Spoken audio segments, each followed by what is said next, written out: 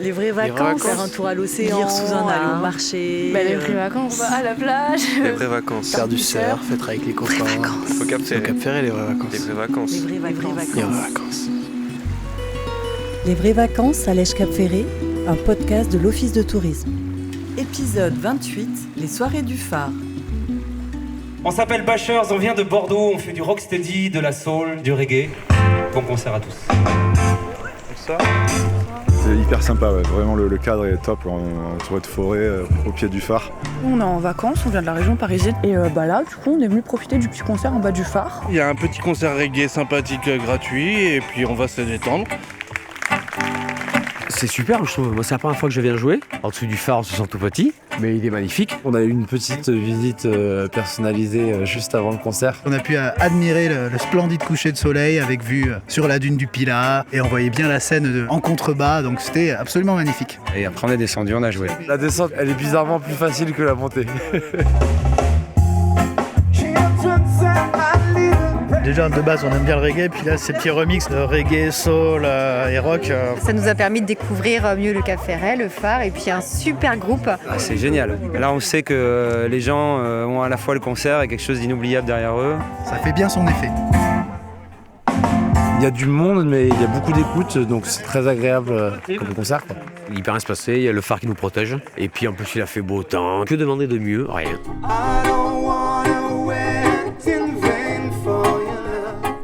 Je trouve que c'est grandiose, comme dirait ma belle maman, c'est dantesque.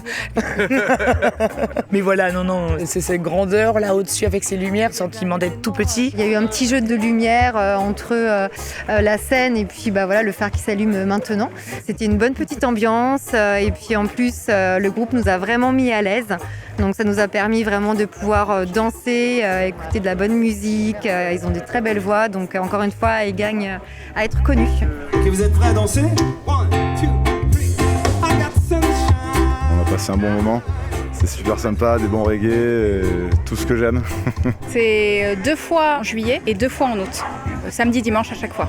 Et on a hâte d'être à demain parce qu'il y a aussi un petit concert de jazz, donc ça va être sympa.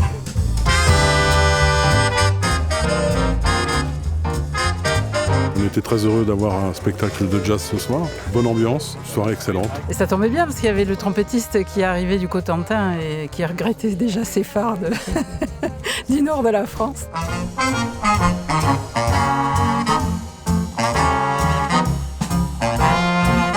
Très bon ressenti, un cadre idéal et puis le phare, il y a quelque chose de monter une scène au pied de ce phare là, c'est chouette. Sur le ressenti, c'est un peu mystique et puis l'acoustique est fantastique. De jouer au pied du phare, la scène est super, on avait super techniciens en plus. Ton solo était énorme. Il était super fin. C'est marrant parce que c'est la deuxième fois cette semaine que je joue sous un phare. C'est la première fois que ça m'arrive. J'étais à l'île de Ré mercredi. C'est un spectacle de qualité, vraiment, tous, ils étaient extraordinaires. Dans un coin idyllique comme ça. On habite ici, donc on apprécie encore plus quand on a des spectacles de qualité. Ouais.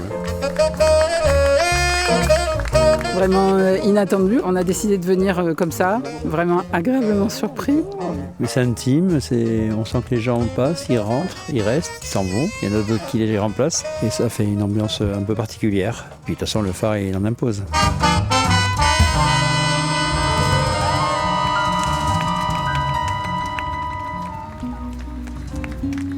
Les vraies vacances à l'Èche Cap Ferré, un podcast de l'Office de tourisme. À suivre.